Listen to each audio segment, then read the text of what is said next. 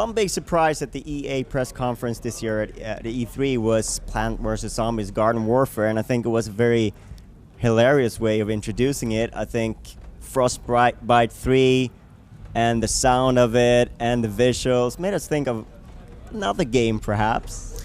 Yeah, that was a bit of a trick we pulled just to get people a little bit more surprised about when we showed them what the game actually was.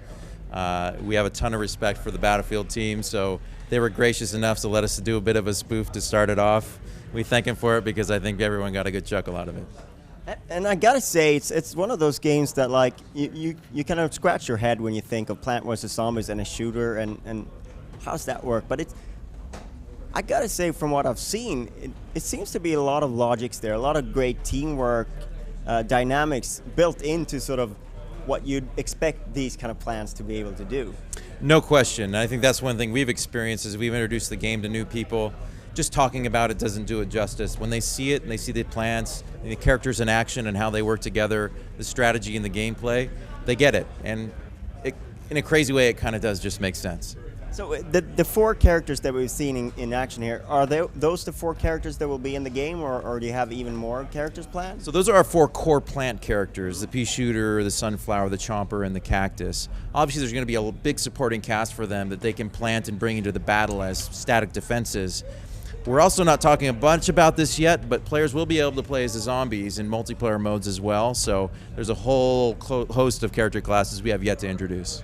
I gotta say, as a fan of the original, I just love seeing Disco Zombie in 3D, just pulling his moves and that sort of stuff. I always hate it when he comes around in the tower defense game, but there's got to be a lot of fun just bringing them to full live, full animation in 3D as well. It's been an incredible experience, to be honest. Taking what is a brilliant 2D experience with a lot of charming and funny characters and turning them into 3D has been so much fun. We can't even describe it. Our team's done an incredible job of taking these characters, tweaking the mechanics as they need to, but realizing them with a lot of humor and love in the 3D universe, it's been so much fun. It's hard to describe.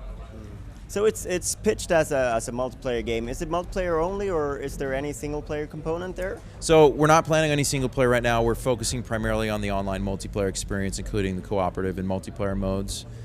So that is our focus. Hopefully, if this game is successful, maybe we'll be more ambitious in future versions, but that's our plan for now. So is it planned like a digital release, or what's the scope of it? We're still working out pricing and retail and all that fun stuff, so we don't have anything to announce on that front.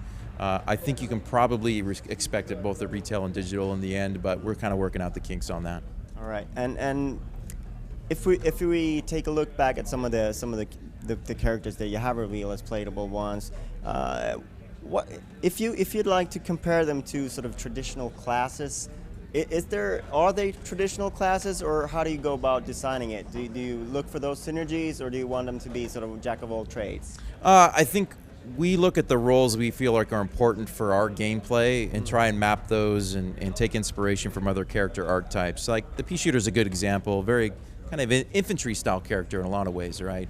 Run and gun, frontline fighting. The sunflower, kind of a classic healer, but with some twists that make sense for our world. The cactus, obviously, a sniper class, right? But does some other cool things that you see there. And the chomper, I think, is probably the most unique and differentiated because you don't see a lot of melee-based characters in games like ours. And he has a really unique set of skills to bring to the battle. Including burrowing underground and things like that. What kind of role does he play? Because I would assume that he could get a little bit overrun, that you need to sort of use him in the proper locations and not have him exposed too much. It definitely takes some tactics to play the chomper. I think he's easy to pick up and play, and you run up to a zombie, you chomp him, that's not so hard. But using proper tactics to use him effectively is where an experienced player can be very effective with him. So it's a matter of using the abilities in the right combination, setting up scenarios where he can be successful. It's a very tactical class in a lot of ways. And when he works in tandem with the other plants, he can be almost unstoppable in some ways. So I suppose Crazy Dave is a little bit like the curator of these plants this time around. Is that the role that he's playing, or how will he be part of the story? Well, Crazy Dave, we sort of see him as a shepherd of the plants in a lot of ways. So anytime they're getting mission objectives, he's kind of the one telling them. He's such a great character from the original game. We didn't want to lose him and bring him over. So we brought him over, and he's kind of their leader, their spiritual leader, if you will. And Dr. Zomboss, you guys remember probably from the original game, is sort of the evil villain on the side, and that's on the zombie side of things. So we thought it was fun just to bring him over because he's a fun and wild character, and adds another layer of humor to the experience. So will fans will you sort of revisit the backyard, the pool, all that kind of stuff that people sort of associate with the game as well? Will there be maps based on some of the classics that you had in Plants vs. Zombies? I think there probably will be. I mean, what we've only shown here is our Zomboss mansion level, but we have a lot more levels planned, and I think you'll find some that are going to feel very familiar to the original game. Right. And what does the sort of the tower defense mechanic add to a shooter like this? It allows us to add a layer of tactics and strategy that you may not otherwise have.